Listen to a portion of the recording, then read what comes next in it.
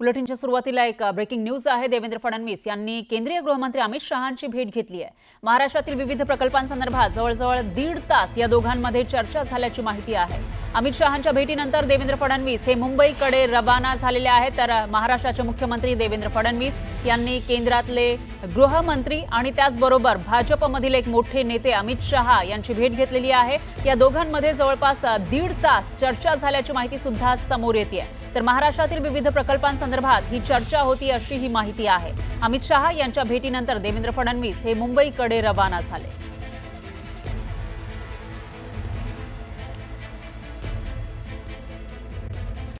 मुलुक महाराष्ट्रामध्ये सगळ्यांचं स्वागत। नमस्कार, मी अमित गद्रे। बुलेटिनच्या सुरुवातीलाच मोठी बातमी येते।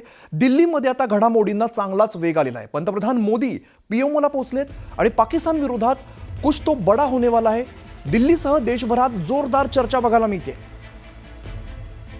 दिल्लीमधून बातमी येते, दिल्लीमध्ये घडामोडींना आता चांगलाच वेग आलेला बघायला मिळतोय। पंतप्रधान नरेंद्र मोदी पीएमओला पोहोचलेले आहेत। प्रशांत लीला रामदास आमचे प्रतिनिधी अधिकची माहिती देतात। प्रशांत, दिल्लीमध्ये एकंदरीतच घडामोडींना वेग आलेला दिसतोय, काय नेमकं दिसतंय?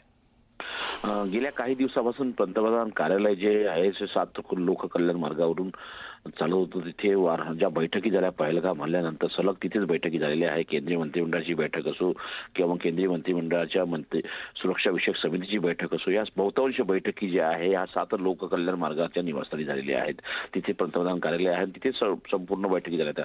पण आज बहुतेक अनेक दिवसानंतर पंतप्रधान नरेंद्र मोदी जे आहे हे साऊथ ब्लॉक परिसरात असलेल्या पंतप्रधान कार्यालयात दाखल झालेले आहे। इथे काही सुरक्षा विषयक समितीचे सदस्य देखील उपस्थित असल्याची माहिती पुढे आलेली आहे। सोबतच महत्त्वाचं बसलं तर संरक्षण दलाचे काही अधिकारी देखील, ज्येष्ठ अधिकारी इथे उपस्थित असल्याची माहिती पुढे आलेली आहे आणि इथे काही वेळात बैठका सुरू होतील अशा प्रकारची माहिती मिळते।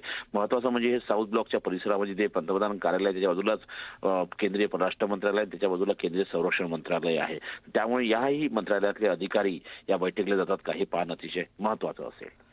निश्चित, त्यामुळे इथून पुढे काय घडते पाहणं अत्यंत महत्त्वाचं असेल। धन्यवाद या सगळ्या सविस्तर माहितीसाठी।